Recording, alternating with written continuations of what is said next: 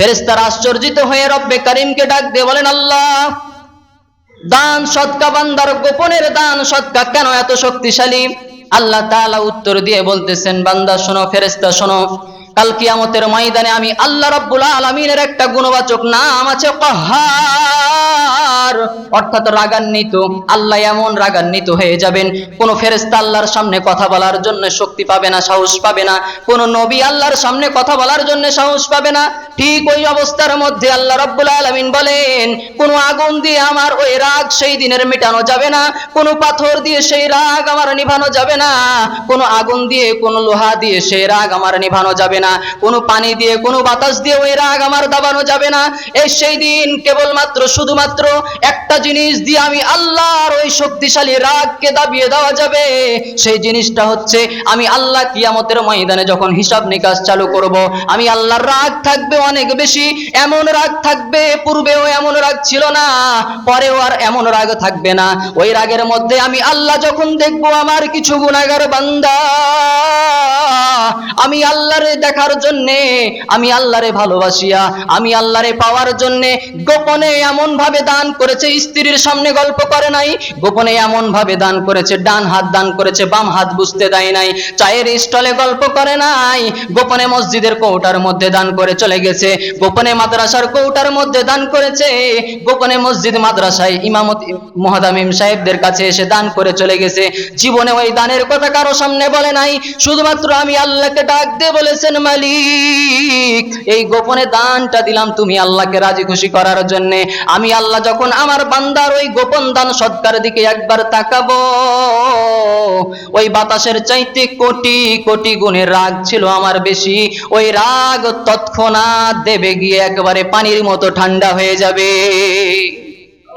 আলান নবী সাল্লাল্লাহু আলাইহি ওয়াসাল্লাম, ইন্নাস সাদাকাতা তাদফাউল বালা ওয়া তাশফাল মারিদ।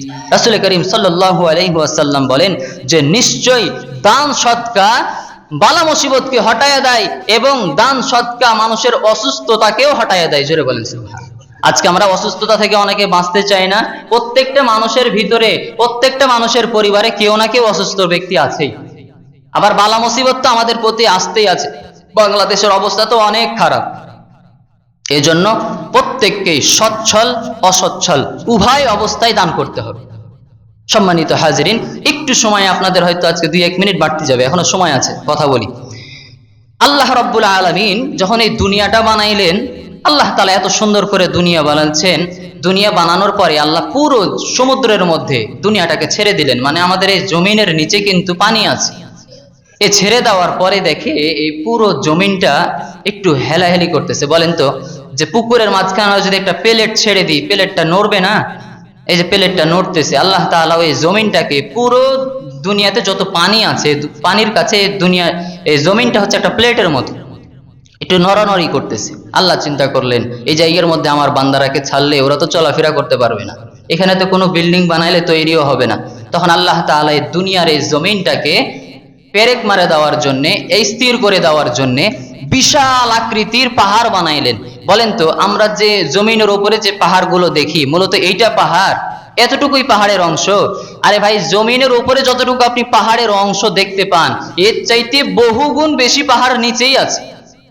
আমি মনে করি যে এত বিশাল পাহাড়, আপনি উপর দিক দেখলেন, আপনার যদি নিচ দিক দেখার ক্ষমতা থাকতো তো আপনি অজ্ঞান হয়ে যেতেন।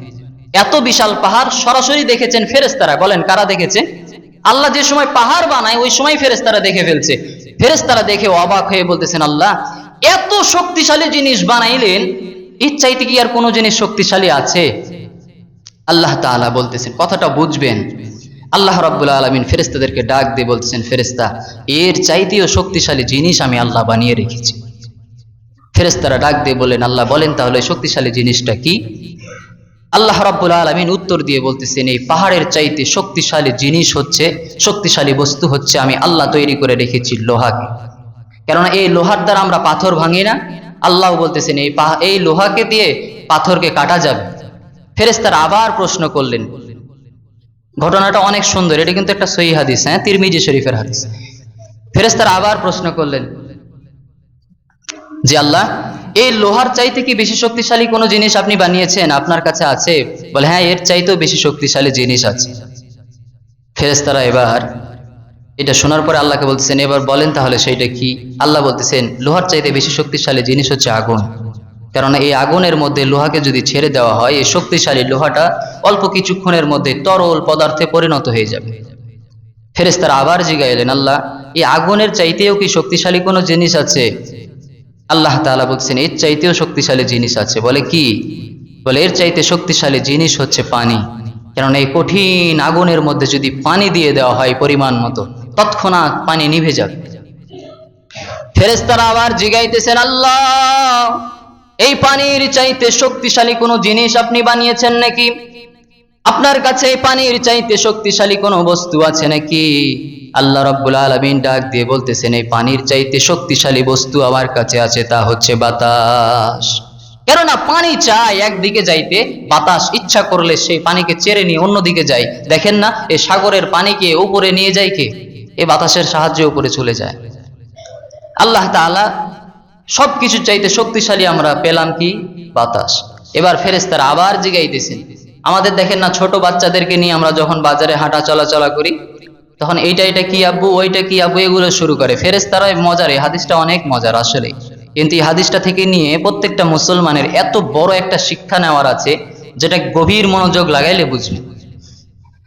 ফেরেশতারা আবার ডাক দিয়ে বলতেছেন, আল্লাহ, সব চাইতে শক্তিশালী বস্তু পাইলাম বাতাস। এই বাতাসের চাইতে কোনো বস্তু আপনার কাছে শক্তিশালী আছে নাকি? আল্লাহ রাব্বুল আলামিন ডাক দিয়ে বলতেছেন, এই বাতাসের চাইতে কোটি কোটি কোটি গুণে শক্তিশালী বস্তু একটা জিনিস আছে। সেই জিনিসটা হচ্ছে আমার বান্দার গোপনের দান সদকা। জোরে বলেন না সুবহানাল্লাহ। ফেরেশতারা আশ্চর্যিত হয়ে রব্বে কারীমকে ডাক দিয়ে বলেন, আল্লাহ, দান সদকা, বান্দার গোপনের দান সদকা কেন এত শক্তিশালী? আল্লাহ তাআলা উত্তর দিয়ে বলতেছেন, বান্দা শোনো, ফেরেশতা শোনো, কাল কিয়ামতের ময়দানে আমি আল্লাহ রাব্বুল আলামিনের একটা গুণবাচক নাম আছে, কাহ্হার, অর্থাৎ রাগান্বিত। আল্লাহ এমন রাগান্বিত হয়ে যাবেন, কোন ফেরেশতা আল্লাহর সামনে কথা বলার জন্য শক্তি পাবে না, সাহস পাবে না। কোন নবী আল্লাহর সামনে কথা বলার জন্য সাহস পাবে না। ঠিক ওই অবস্থার মধ্যে আল্লাহ রাব্বুল আলামিন বলেন, কোন আগুন দিয়ে আমার ওই রাগ সেই দিনের মেটানো যাবে না, কোন পাথর দিয়ে সেই রাগ আমার নিভানো যাবে না, কোন আগুন দিয়ে, কোন লোহা দিয়ে সেই রাগ আমার নিভানো যাবে না, কোন পানি দিয়ে, কোন বাতাস দিয়ে ওই রাগ আমার দাবানো যাবে না। এই সেই দিন কেবলমাত্র শুধুমাত্র একটা জিনিস দিয়ে আমি আল্লাহর ওই শক্তিশালী রাগকে দাবিয়ে দেওয়া যাবে। সেই জিনিসটা হচ্ছে, আমি আল্লাহ কিয়ামতের ময়দানে যখন হিসাব নিকাশ চালু করব, আমি আল্লাহর রাগ থাকবে অনেক বেশি। এমন রাগ থাকবে, পূর্বেও এমন রাগ ছিল না, পরেও আর এমন রাগ থাকবে না। ওই রাগের মধ্যে আমি আল্লাহ যখন দেখবো আমার কিছু গুনাহগার বান্দা, আমি আল্লাহরে দেখার জন্যে, আমি আল্লাহরে ভালোবাসিয়া, আমি আল্লাহরে পাওয়ার জন্যে গোপনে এমন ভাবে দান করেছে, স্ত্রীর সামনে গল্প করে নাই, গোপনে এমন ভাবে দান করেছে, ডান হাত দান করেছে, বাম হাত বুঝতে দেয় নাই, চায়ের স্টলে গল্প করে নাই, গোপনে মসজিদের কৌটার মধ্যে দান করে চলে গেছে, গোপনে মাদ্রাসার কৌটার মধ্যে দান করেছে, গোপনে মসজিদ মাদ্রাসায় ইমামতি মুহাদ্দিম সাহেবদের কাছে এসে দান করে চলে গেছে। জীবনে ওই দানের কথা কারো সামনে বলে নাই, শুধুমাত্র আমি আল্লাহকে ডাক দিয়ে বলেছেন, মালিক, এই গোপনে দানটা দিলাম তুমি আল্লাহকে রাজি খুশি করার জন্য। আমি আল্লাহ যখন আমার বান্দার ওই গোপন দান সৎকার দিকে একবার তাকাবো, ওই বাতাসের চাইতে কোটি কোটি গুণের রাগ ছিল আমার বেশি, ওই রাগ তৎক্ষণাৎ দেবে গিয়ে একেবারে পানির মতো ঠান্ডা হয়ে যাবে। আল্লাহ তাআলা রাগ যদি মিটাইতে চান, প্রত্যেক দিন যদি রব্বে কারীমের ভালোবাসা নিয়ে দুনিয়া চালাইতে চান, প্রত্যেক দিন সকালটা যদি আল্লাহর ভালোবাসা দিয়ে করতে চান, একটা মাত্র সূরত ফজরের নামাজটা পড়ার পরে মসজিদ মাদ্রাসায় যেখানে হোক, গরিব মিসকিন রাস্তার মধ্যে যেখানে যে আছে, 5টা টাকা 1টা টাকা দান করে দিবেন। রব্বে কারীম বলেন, এই যে 1টা টাকা কিয়ামতের ময়দানে আমি 700 গুণ বা এর চাইতে বেশি বৃদ্ধি করে দিই। আল্লাহ তাআলা আমাদের প্রত্যেককে এই আমলটা করার তৌফিক দান করুন। সম্মানিত হাজিরিন, আপনারা শুনলে খুশি হবেন যে আমাদের মসজিদের মধ্যে দেখেন 2টা কৌটা লাগানো আছে। এগুলো সাধারণত মানুষ গোপনেই দান করে, প্রত্যেক মাসে 2000-3000 উপরে চলে যায় এগুলো টাকা। এই যে কৌটাগুলোতে কে দান করছে, কখন করছে, কিছুই আমরা বুঝতে পারি না। এই দানগুলোই কিয়ামতের ময়দানে আল্লাহর রাগকে একেবারে ঠান্ডা করে দেয়। আরেকটা আপনাদের উপকারের জন্য, বাজারের মধ্যে দেখবেন আমাদের এই যে ধিনাগর মোড়ে, এই সাকুটার কাছেই একটা দান বাক্স লাগানো হয়েছে, সকলে বলেন আলহামদুলিল্লাহ। একটা নেক কাজ একজন উদ্বোধন করে দিয়েছে, আপনাদের সবাইকে সাড়া দিয়েছে, আমরা সবাই রাজি আছি না? এই যে দান বাক্সটা এখানে লাগাই দিয়েছে, কারণ কি? আপনার মসজিদের মধ্যে কোনোদিন আসা পরে, কোনোদিন পরে না, মাদ্রাসায় 1 টাকা দান করার জন্য যাওয়াও যায় না, মসজিদে 1 টাকা দান করার জন্য আসাও যায় না। ওই 1 টাকা আপনার পকেটে আছে, আপনি কিছু জিনিস কিনলেন, দোকান থেকে 5 টাকা 1 টাকা খুচরা পেয়ে গেলেন, ওই খুচরা টাকাটা আর পকেটের মধ্যে না দিয়ে ওই দান বাক্সের মধ্যে যদি দিয়ে দেন গোপনে গোপনে, বলেন রাজি হবে কে? আল্লাহ তাআলা। সওয়াবের পাল্লাও ভারী হলো। আর এই সওয়াবের পাল্লা ভারী করার জন্য যে ভাই এত সুন্দর চিন্তা করেছেন, আল্লাহ তাআলা উনার মনের সকল নেক চাওয়া পাওয়া পূরণ করে দিন, সকলে বলি আল্লাহুম্মা আমিন। বিশেষ করে তিনি এই জিনিসটা করার পরে আপনাদের সবাইকে দ্বীনি দাওয়াত দিয়েছেন। যে দ্বীনি দাওয়াতটা কি? সবাই যখন মরে যাব আমরা, দেখবেন স্টিকার লাগানো থাকবে, মাদ্রাসার দান বাক্স, মুক্ত হস্তে দান করুন। সবাই সেই জায়গার মধ্যে নিজের পকেটের 100 টাকা, 1 টাকা, 2 টাকা সব দান করার চেষ্টা করবেন। যারা ভ্যান চালান, যাদের দোকান আছে, একটা নিয়ম বানিয়ে নেন, প্রত্যেক দিন 5টা টাকা, 1টা টাকা ওই জায়গার মধ্যে ভরে এরপরে আপনি দোকান খুলবেন।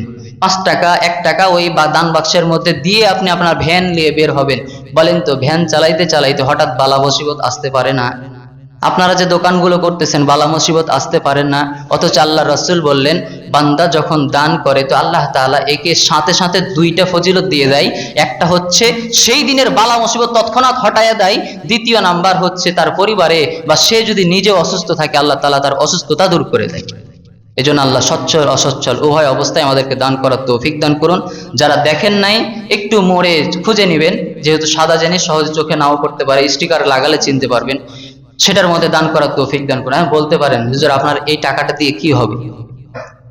শত শত আপনাদের এখানে তোয়ালেবে ইলম পড়ালেখা করতেছে, অনেক বাচ্চা আছে যাদের বেতন লওয়া হয় না, মাদ্রাসার পক্ষ থেকে সেগুলো পেমেন্ট করে দেওয়া হয়। এই যে গরিব বাচ্চাদের জন্য আপনার 1টা টাকা জমতে জমতে জমতে জমতে 30 দিনে কমপক্ষে 30 টাকা হবে। এই মুড়ের মধ্যে বাজার আছে 40টা মতো, সবাই যদি নিয়ত করে নেন যে 5 টাকা করে দিবেও এরপরে দোকান খুলবে, এটা আমি আমার জন্য আবশ্যক বানিয়ে ফেললাম, বলেন তো দেখি, সেখান থেকে কমপক্ষে মাসের শেষে গিয়ে 2 জন হুজুরের বেতন বের হয়ে যাবে না? ওই সারা মাস একটা ওস্তাদ পড়িয়ে যে সওয়াবটা অর্জন করলো, আপনি ওই ওস্তাদের বেতনটা দেওয়ার কারণে আল্লাহ আপনাকে সেই পরিমাণ সওয়াব দান করবে, জোরে বলেন সুবহানাল্লাহ। তাহলে এর চাইতে সহজ রাস্তা আর কিছুই হয় না। আল্লাহ তাআলা আমাদেরকে বুঝদান করুন, আমিন। যে কথাগুলো বললাম, সর্ব অবস্থায় হকের পিছনে থাকার তৌফিক দান করুন এবং নিজের নামাজ, নিজের আমল, নিজের দান সদকাকে তুলনামূলক বৃদ্ধি করে দেন এবং বিশেষ করে দোয়া করবেন। বাংলাদেশের অবস্থা তুলনামূলক অনেক খারাপ, তবে আমরা স্বপ্ন দেখি যে বাংলাদেশের সংসদ থেকে নিয়ে আলেমদেরকে কেস বানিয়ে, আইন কানুন, মিথ্যা আইন কানুন বানিয়ে যে আলেমদেরকে তারা ফাঁসির কাস্টে ঝুলিয়েছে, আয়নাঘরে ঢুকিয়েছে, সময় বেশি দূরে নয়, মুসলমানরা যদি লোভ ছেড়ে দিয়ে এক কাতারে দাঁড়াইতে পারে, ওই সংসদ থেকে নিয়ে আর ওলামায়ে কেরামদেরকে পুরো রাষ্ট্র চালানোর জন্য ক্ষমতা দেওয়া হবে। সময় বেশি দূরে নেই। আল্লাহ তাআলা তৌফিক দান করুন, আমিন। ওয়া আখিরু দাওয়ানা আলহামদুলিল্লাহ।